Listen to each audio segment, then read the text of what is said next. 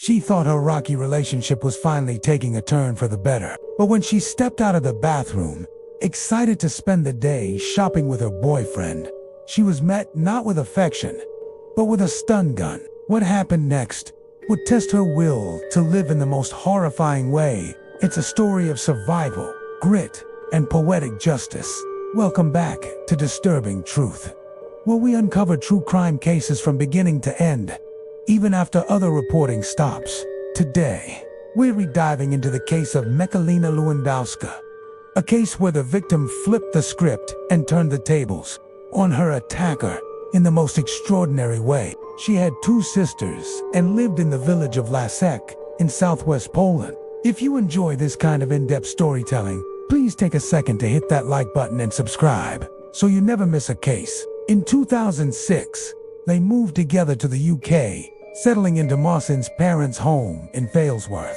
Let's get started. Michelina Lewandowska was born in Poland to parents Jan and Mir. In 2005, when Michelina was just 21, she met 19-year-old Marcin Kasprzak at a local shop near her family's home. Despite the ups and downs, Michelina remained hopeful that their family could work things out. Even after their engagement was called off, she continued to wear her ring, a symbol of hope. The two quickly began dating, and within a year, Marcin proposed. The relationship was unstable but continued. In April 2008, they welcomed a son named Jacob.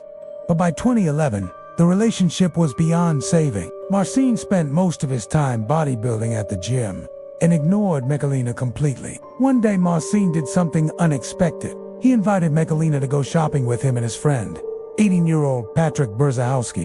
It was the first time in a long time he had asked to spend time with her, and she thought, maybe, just maybe, things were improving. Her young son Jacob was with Marcin's mother that day. Michelina, excited, went to put on makeup, but when she emerged, she was met with cold, chilling smiles from Marcin and Patrick. Marcin told her he had something to show her. It wasn't a gift. It was a 300,000-volt stun gun. Before she could react, he pressed it to her neck and fired. The shock was excruciating. Michelina collapsed to the floor as Marcin, a 220-pound bodybuilder, pinned her down with his full weight. She screamed, begging him to stop, but he tased her again. When she asked if he planned to kill her, Marcin told her he was simply taking her somewhere and that she shouldn't be afraid. They bound her wrists, ankles, and mouth with packing tape. Then they tased her again and left her lying in the hallway for 6 hours. At first, Michelina thought it might be a cruel prank, but as the hours dragged on, she realized the horrifying truth. They planned to kill her. After nightfall, the two men dragged her into the kitchen, stuffed her inside a cardboard box, and sealed it tightly with packing tape. She tried to scream through the tape. Marcin just laughed and whispered coldly, "I've hated you for 4 years. You'll never see your son again." They loaded the box into a car, drove to a remote wooded area, and dumped it into a shallow grave they had dug earlier. They then piled dirt over the box and, to make sure she wouldn't escape, placed an 88-pound tree trunk on top. Inside, Michelina lay, twisted, suffocating, and terrified. She listened to the sound of the dirt hitting the box. "This is it," she thought. "I'm going to die here." But Michelina refused to give up. She thought of her son. She couldn't leave him motherless. Then she remembered the engagement ring still on her finger. Using the sharp edge of the diamond, she painstakingly cut through the tape, binding her wrists and ankles. He didn't deny the attack, but claimed he was only trying to scare her. She put the ring back on and began cutting the cardboard. Dirt spilled into the box, but she kept cutting. She kicked and clawed until she made a hole big enough to push her head through.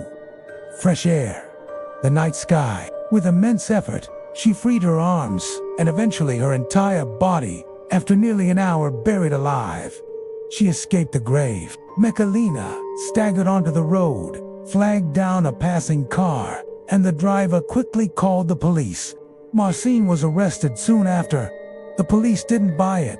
They discovered Marcin and Patrick had gone straight to an ATM to withdraw £500 using Michelina's card, then went home to play video games. During the trial, Michelina testified through an interpreter.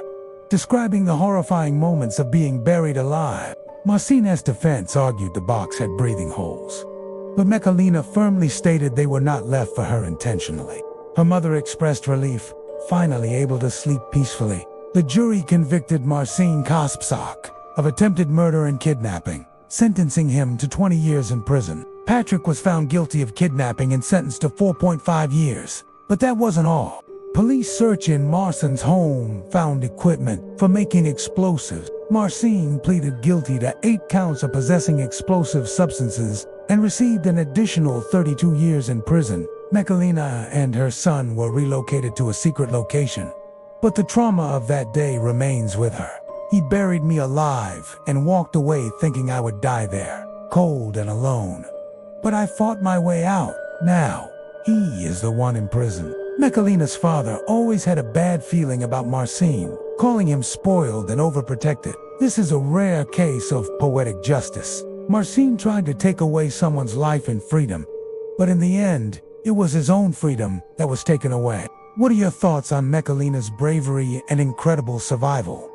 Let's talk about it in the comments below. If you found this story as shocking and inspiring as we did, please hit that like button and don't forget to subscribe so you never miss another case. Thank you for watching my channel. Stay safe.